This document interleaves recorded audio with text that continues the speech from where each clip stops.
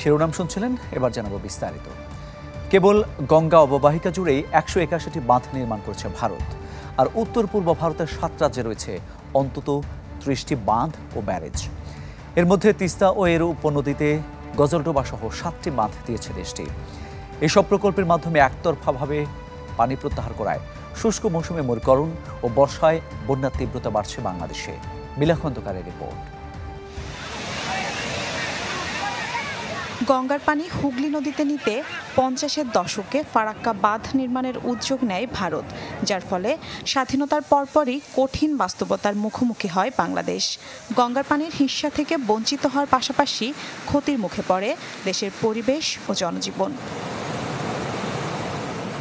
India water resource information সিস্টেমের তথ্য বলছে, কেবল ফারাক্কা নয়, গঙ্গা অববাহিকা জুড়ে 181টি বাঁধ নির্মাণ করেছে ভারত, যেগুলো গঙ্গার বিভিন্ন উপনদীর উপরে নির্মাণ করে একতরফাভাবে পানি প্রত্যাহার করে নিচ্ছে উজানের এই দেশ।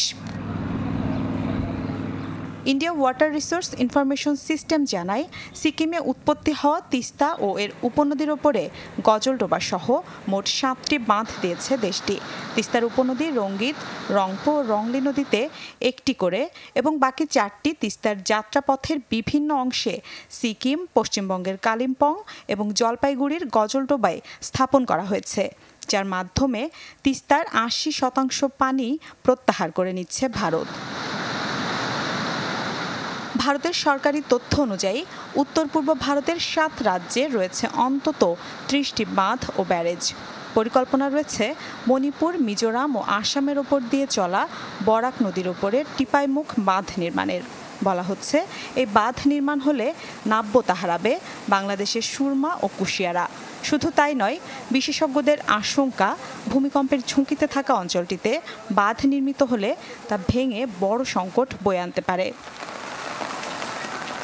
1997 সালের জাতিসংঘ পানি প্রবাহ কনভেনশন অনুযায়ী অভিন্ন নদী এমনভাবে ব্যবহার করা যাবে না যাতে অপর দেশ ক্ষতিগ্রস্ত হয় বা নদীর স্বাভাবিক প্রবাহ বাধার মুখে পড়ে।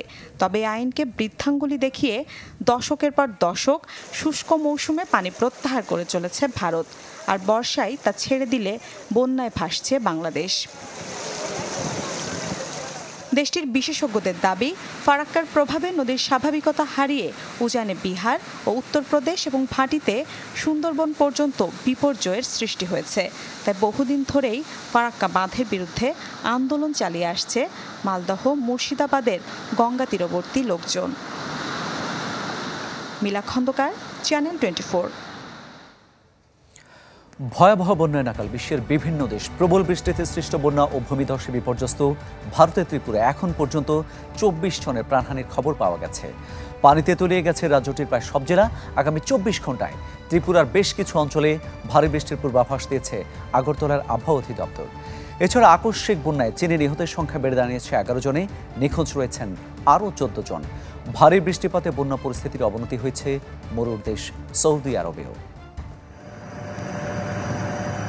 এবারের বর্ষা মৌসুম ভয়াবহ বিপর্যয়ের মুখোমুখি করেছে ভারতের উত্তর পূর্বাঞ্চলীয় ত্রিপুরা রাজ্যকে।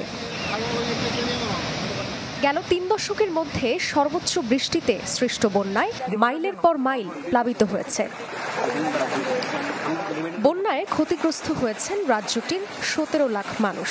প্রাণহানির পাশাপাশি নিখোঁজ অনেকে, গৃহহীন অন্তত 65,000। তাদের প্রাণ বাঁচাতে খোলা হয়েছে 400-র বেশি আশ্রয় কেন্দ্র। নিরাপদ স্থানে সরিয়ে নেওয়া হয়েছে 1,25,000 মানুষকে। গেল 2 দিনে ধীরে ধীরে কিছু নদ নদীর পানি কমতে শুরু করলেও এখনও বিপদসীমার ওপর দিয়ে প্রবাহিত হচ্ছে রাজ্যের প্রধান নদী গোমতীর পানি। তবে আগরতলা আবহাওয়া অফিসের পূর্বাভাস আছে, আগামী 2-3 দিন দক্ষিণ ত্রিপুরা সহ কিছু জায়গায় ভারী বৃষ্টি হতে পারে। এরই মধ্যে বন্যায় গেল কয়েকদিনে ঘটেছে 2000-এর বেশি ভূমিধসের ঘটনা। 1000-এর বেশি স্থানে ভেঙে পড়েছে সড়ক। এতে উদ্ধার কাজে বেগ পেতে হয় কর্মীদের।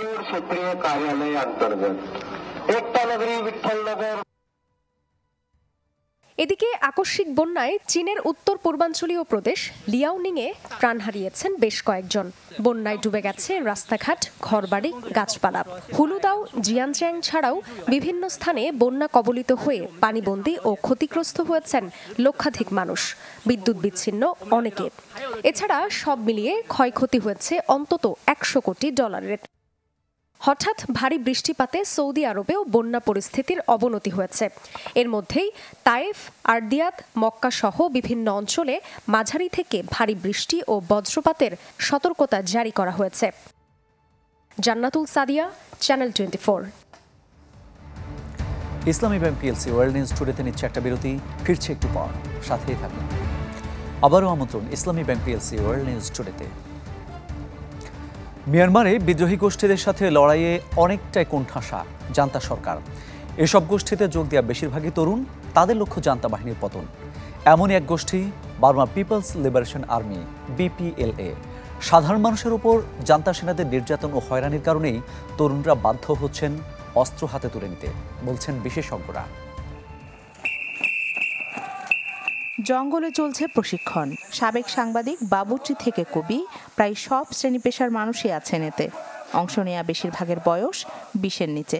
2021 সালে মিয়ানমারের ক্ষমতার দখল নেয়া জান্তা সরকারের বিরুদ্ধে লড়তে একাট্টা বার্মার পিপলস লিবারেশন আর্মি, BPL-এর এসব তরুণ। জান্তা সরকারের শাসন তারা মানতে নারাজ। 2021 সালের এপ্রিলে গঠিত হয় BPLA। এই গোষ্ঠীর সদস্য কৌশলগত কারণে বাস করেন জঙ্গলেই। 3 মাসের প্রশিক্ষণ শেষে শারীরিক ও মানসিক পরীক্ষা বিবেচনায় হয় নিয়োগ। প্রশিক্ষণ শুরুর আগে জমা দিতে হয় ফোন সহ ব্যক্তিগত জিনিসপত্র। প্রশিক্ষণের পর নির্বাচিতরা যুদ্ধের জন্য চলে যান কারেন সহ মিয়ানমারের বিভিন্ন রাজ্যে। গেল 3 বছরে জান্তা বাহিনীর সাথে লড়াইয়ে BPL-এর অন্তত 20 সেনা নিহত হয়েছে। প্রশিক্ষণ নেওয়ার সময় অনেক সময় খুব ক্লান্ত লাগে, কিন্তু পরে আবার নিজেকে সামলে নিই। লক্ষ্যে অবিচল থাকার চেষ্টা করি। আমরা সবাই খুব পরিশ্রম করি। কেউ মানসিকভাবে ভেঙে পড়লে তাকে সান্ত্বনাও দিই।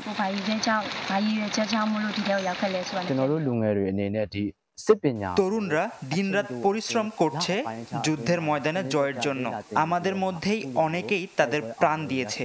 দেশের জন্য তাদের সাহস ও ত্যাগের মনোভাব আমাকে মুগ্ধ করে। গেল বছরের অক্টোবরে মিয়ানমারের বিদ্রোহী গোষ্ঠী national democratic alliance army, Ta'ang national liberation ও আরাকান আর্মির অপারেশন 1027-এর অন্যতম খেলোয়াড় BPLA। এই গোষ্ঠীর অনেক সদস্যই যোগ দিয়েছেন জান্তা বিরোধী লড়াইয়ে। সাধারণ মানুষের ওপর জান্তা বাহিনীর নির্মম নির্যাতনের কারণেই তরুণরা অস্ত্র হাতে তুলে নিচ্ছেন, বলছেন বিশেষজ্ঞরা। সাধারণ মানুষের উপর জান্তা বাহিনীর নির্যাতন ও হয়রানি তরুণদেরকে বাধ্য করেছে অস্ত্র হাতে তুলে নিতে। তারা দেশের ভবিষ্যৎ বদলাতে জান্তা বিরোধী প্রশিক্ষণে নাম লিখিয়েছে।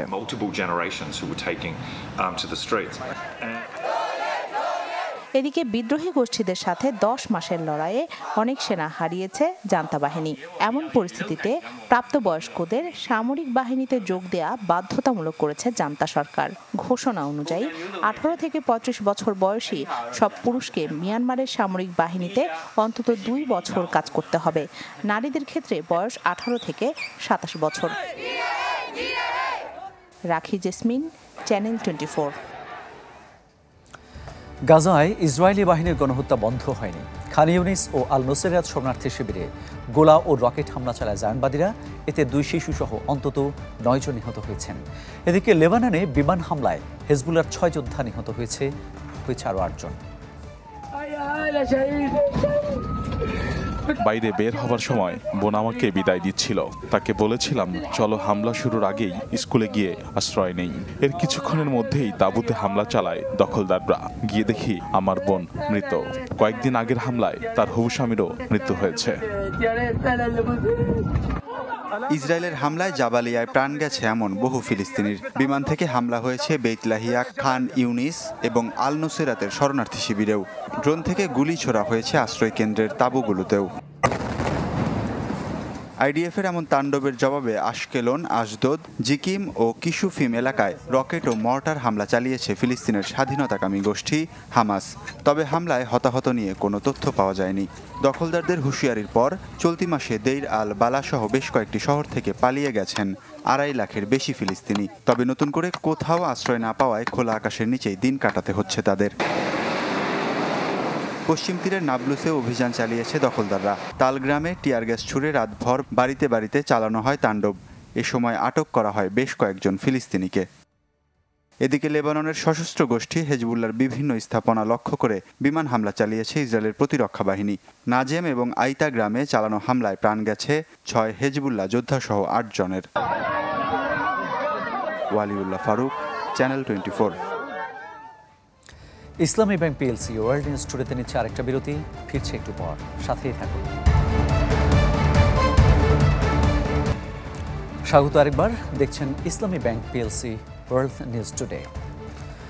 দুঃসাধ্য আর ব্যতিক্রমী কাজ করে বিশ্ব রেকর্ড গড়ার ইচ্ছা মানুষের বহু পুরনো। এর জন্য প্রবল চেষ্টা আর মনোবল নিয়ে লেগে থাকতে হয় দিনের পর দিন।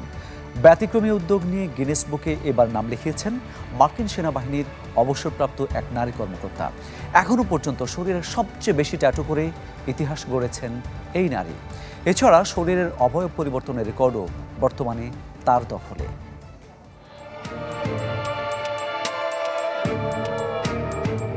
বিশ্ব রেকর্ড বা গিনিস বুকে নাম লেখানোর জন্য কত কিছুই না করে মানুষ।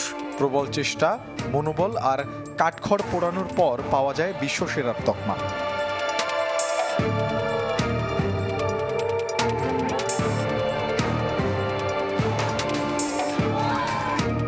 এবার ব্যতিক্রমী উদ্যোগ নিয়ে গিনিস বুকে নাম লিখিয়েছেন মার্কিন সেনাবাহিনীর অবসরপ্রাপ্ত কর্মকর্তা অ্যাসপারেন্স লুমেনেস্কা ফুয়েরজিনা। শরীরের 99.9% অংশে ট্যাটু এঁকে ও নিজের আকার পরিবর্তন করে নাম তুলেছেন রেকর্ডের খাতায়। গিনিস বুক অব ওয়ার্ল্ড রেকর্ডসের তথ্য অনুযায়ী ইতিহাসে এখনো পর্যন্ত সবচেয়ে বেশি ট্যাটু করা নারী তিনি। এছাড়া শরীরের অবয়ব পরিবর্তনের রেকর্ডও তার দখলে। গেল 10 বছরে ফুয়েরজিনা তার শরীরের বেশিরভাগ অংশই পরিবর্তন করে ফেলেছেন। হাত, পা, মাথার ত্বক, চোখের সাদা অংশ, এমনকি জিওভা, মাড়ি সহ শরীরের এমন কোনো জায়গা বাদ নেই যেখানে ট্যাটু করেননি তিনি। মাথা থেকে পায়ের পাতা পর্যন্ত বিচিত্র সব ট্যাটুতে নিজেকে পরিণত করেছেন চলমান ক্যানভাসে।